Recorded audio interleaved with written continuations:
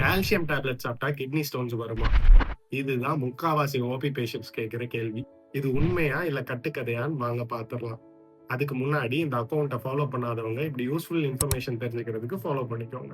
நம்ம எல்லாருக்குமே தெரியும், நம்ம எலும்புகளை ஸ்ட்ராங்கா வச்சுக்கிறதுக்கு முக்கியமான ஒரு mineral calcium.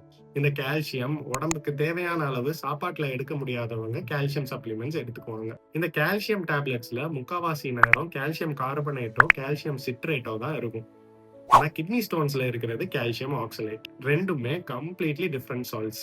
In fact kidney stones form ஆகுறதுக்கு முக்கியமான காரணம் டீஹைட்ரேஷன் அண்ட் ஆக்சலேட்ஸே தவிர கால்சியம் கிடையாது.